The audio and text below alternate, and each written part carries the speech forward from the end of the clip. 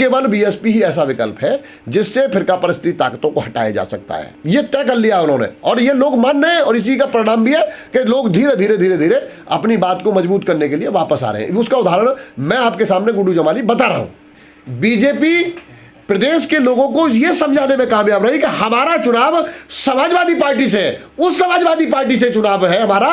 अगर समाजवादी आ जाती है तो इस प्रदेश में अमन चैन नहीं होगा, गुंडई होगी, दंगे होंगे।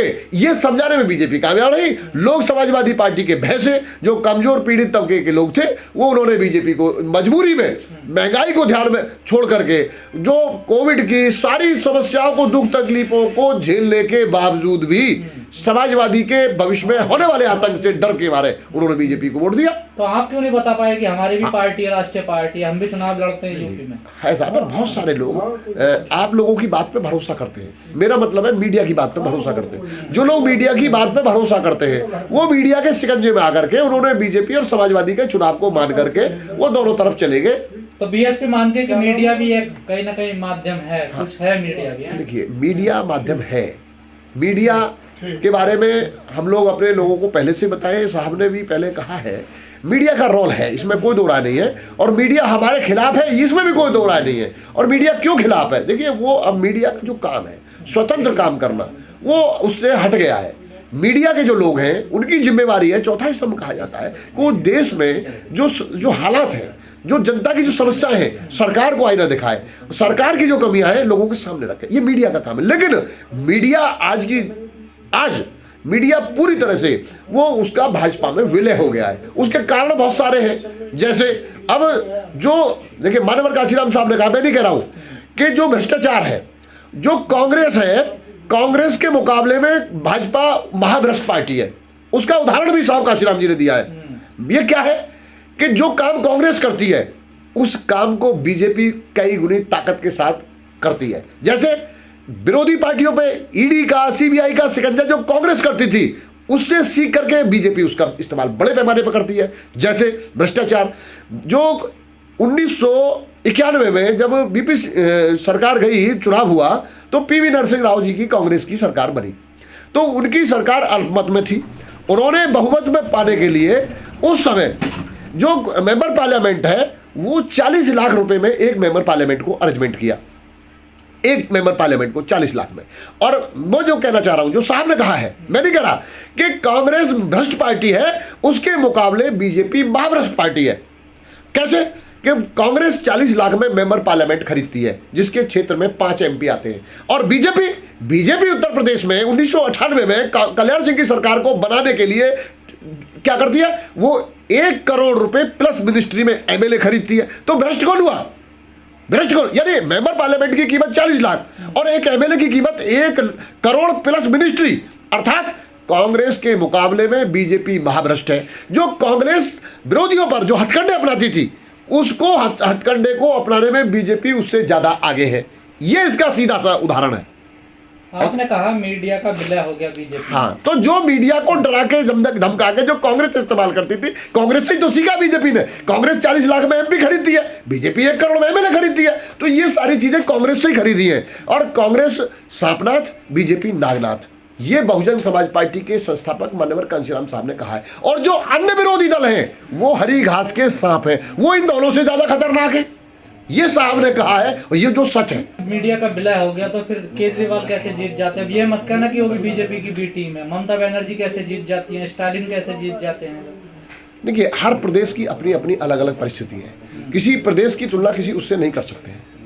तो जो मीडिया है वो आपने देखा नहीं, अन्ना आंदोलन से लेकर के लगातार 24 घंटे मीडिया दिखाता था। वो केजरीवाल जी कौन है? अग्रवाल साहब। जो भारतीय जनता पार्टी है और जो अग्रवाल साहब है वो क्या अलग अलग है? उनके अपने विकल्प हैं भविष्य को ध्यान में रखते हुए। देखिए, बीजेपी के लोगों ने ही तो आंदोलन चलाया वो भ्रष्टाचार के खिलाफ। उसी आंदोलन के निकले हुए नेता जनरल वीके सिंह आज भारत सरकार में मंत्री है या नहीं है? तो केजरीवाल जी, वीके सिंह जी और जो दिल्ली की कमिश्नर रही थी किरण बेदी जी, रामदेव जी, ये सारे लोग कौन है? ये सारे लोग बीजेपी के ही तो लोग हैं। तो अब बीएसपी को कुछ नहीं करना चाहिए, परिस्थिति ऐसी नहीं, बीएसपी को वो सब करना है जिससे ये लोग हटेंगे और बीएसपी सरकार में आएगी। उसे करने के लिए बीएसपी के पास बहुत तजुर्बे हैं, हार के तजुर्बे हैं, जीत के तजुर्बे हैं। बीएसपी के पास कोई ऐसा तजुर्बा नहीं है जिसका इस्तेमाल बीएसपी न करे, और इनको हटाने में केवल बीएसपी ही कामयाब होगी, कोई दूसरा आदमी इनको हटा नहीं सकता, मेरा दावा है। बीएसपी हटती चली जा रही है। बीएसपी कैसे हट जाएगी? उतार चढ़ाव आते रहे। देखिए अभी आपके सामने नहीं, मैं ये कह रहा हूं बीएसपी कमजोर हो गई, फिर गुड्डू जमाली क्यों वापस आ गए? ये तो आपके सामने है। गुड्डू जमाली क्यों वापस आए? क्योंकि उन्होंने इस बात को एडमिट किया तो कि वो कोई नेता था, वो तो मौका परस्त आदमी है। नहीं, मौका परस्त नहीं, नहीं, आपने पूरी हाँ। नहीं, गुड्डू जमाली को पूरा नहीं पढ़ा आपने। उन्होंने कहा बीजेपी मेरा घर है, मैं यहाँ पैदा हुआ हूँ, मेरी पॉलिटिक्स बीएसपी से शुरू हुई है। आप मौका परस्त नहीं कह सकते। उन्होंने कहा मुझसे कुछ गलती हुई, मैं जज्बात में आ गया, मेरे से गलती हुई।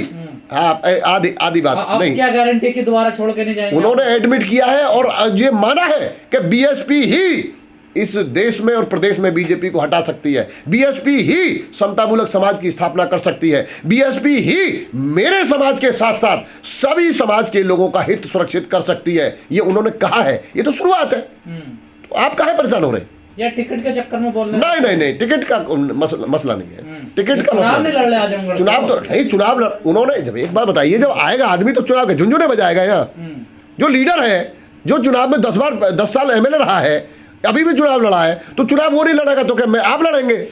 यही तो सवाल सर खड़ा होता है। कोई बाहर से हेलीकॉप्टर से आता है, उसको टिकट दे देते हैं बीएसपी वाले। नहीं, हेलीकॉप्टर 10 साल से कार्यकर्ता मत दरी बिछा रहा, उसका कोई नाम ही नहीं। देखिए सीट की उपयुक्तता, सीट के समीकरण के हिसाब से टिकट दिया जाता है। ऐसा नहीं है कि हेलीकॉप्टर से कौन सा हेलीकॉप्टर वाला टिकट लेगा हमारे यहाँ? ये सब मीडिया वाले लोग बिना वजह का बीएसपी के खिलाफ माहौल बनाने में कामयाब रहे और अब आगे कामयाब नहीं होंगे, मैं ये भी कह रहा हूं। तो ये गुड्डू जमाली तो अभी विधायकी का चुनाव हारेंगे, तो क्या दिक्कत हो गई? उन्होंने ये, आपने सुना नहीं, उन्होंने ये कहा कि मेरी पार्टी, मैं इस पार्टी में पैदा हुआ हूं, मैंने राजनीति बीएसपी से शुरू की है और मुझसे गलती हुई, मैं जज्बात में आ गया, मैं चला गया, लेकिन मेरी नेता ने मुझ पर फिर से भरोसा किया है, मैं नेता के नेतृत्व में फिर काम करने के लिए। ओवैसी नेता नहीं है? नहीं, उन्होंने कहा माना है?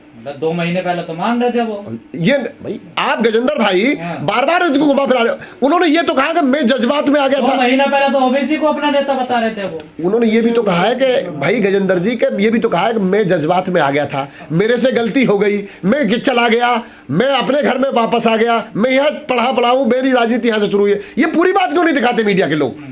आधी बात पे क्यों ताकत लगाते हैं? यानी कि जो बीएसपी के खिलाफ जाए उसको तो बात करेंगे और जो पूरी बात है उसको नहीं करेंगे। अभी जैसे मीडिया वाले क्या मुसलमान वोट देगा, मुसलमान वोट क्यों नहीं देगा? मुसलमान उसने तय कर लिया ना, अभी रिजल्ट आ गया, इससे ज्यादा ताकत के साथ मुस्लिम वोट नहीं दे सकता था। मुस्लिम ने देख लिया ना।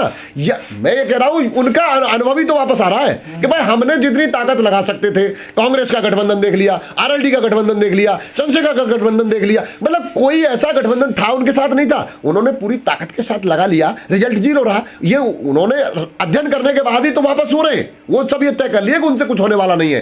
केवल अगर वो ये मानते हैं अब केवल बीएसपी ही ऐसा विकल्प है जिससे फिरका परस्ती ताकतों को हटाया जा सकता है, ये तय कर लिया उन्होंने और ये लोग मान रहे हैं। और इसी का परिणाम भी है कि लोग धीरे धीरे अपनी बात को मजबूत करने के लिए वापस आ रहे हैं। उसका उदाहरण मैं आपके सामने गुड्डू जमाली बता रहा हूं।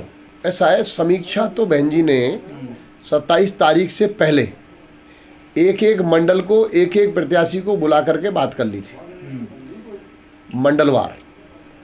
सबका फीडबैक, जो हमारे लोकसभा के सांसद हैं या विधान परिषद के लोग थे, जो जहाँ लगे थे, उन्होंने लगभग 27 तारीख से पूर्व में सभी कारणों पर ये गहनता से समीक्षा कर चुकी थी। 27 तक, 27 में जो बैठक बुलाई थी उसमें जो कारण पाए गए थे वो, और संगठन में जो जरूरी तब्दीली है, संगठन के प्रारूप है उस और आगे कैसे काम करना है, इन विषय पर वो बैठक हुई थी। और बैठक में जो काम लोगों को जो दिया गया उसके हिसाब से काम होगा और फिर से बहुजन समाज पार्टी वो बहुजन समाज पार्टी ही होगी। उस बैठक को लेकर भी तमाम तरीके के सवाल खड़े हो रहे हैं कि 5 घंटे सिर्फ बैठक चली, 1500 लोग बुलाए गए, क्या सबसे बात हो पाई, क्या सच्चाई सामने आ पाई, उसको लेकर भी सवाल खड़े हो। नहीं, 1500 लोगों से बात हो सकती है क्या? 1500 लोगों से बात हो सकती है क्या? वो बैठक कई दिन चल सकती थी, 2-4 दिन चल सकती है, और घंटे बढ़ सकती थी। हाँ, तो इसके लिए तो फिर 1-8 महीने का कार्यक्रम लगातार चलेगा। 1500 लोगों से बात कैसे हो सकती है? जिन लोगों से जरूरी जो बातचीत है, जैसे मान लीजिए मंडल हो गए, जिले हो गए, वहाँ का जो लोकल जो फीडबैक है किस किस सीट का कैसे रहा, ये जांच तो 27 तक बहन जी ले चुकी हैं। उस दिन जो बैठक बुलाई गई है उसमें 2 बैठक हुई है। पहली जो बैठक हुई है 11 बजे, उसमें संगठन में काम कर रहे पदाधिकारियों को उनको बुलाया गया और उनको जो कारण जो अब तक आए हैं उन कारणों को बताते हुए आगे हमको कैसे काम करना है उन विषय को बताया गया है। तो 2 घंटे चलेगी तो कौन सी, अब 1500 लोगों से एक आदमी से बात करेंगे तो वो तो पॉसिबल नहीं है। हर आदमी ये चाहेगा मेरी बात सुन ले। बहन जी ने कारणों को जानने का पूरा 27 तक पूरा काम किया है, उसके बाद उनके निवारण पे हम काम कर रहे हैं। तो क्या कमियां नजर आई थी? कमियां तो बहुत सारी जो क्षेत्रवार है, जो चीज़ें हैं वो सारी चीज़ें आप सबके सामने माननीय बहन जी ने उस दिन प्रेस नोट भी दिया है और 11 मार्च को भी अपनी बात कही है।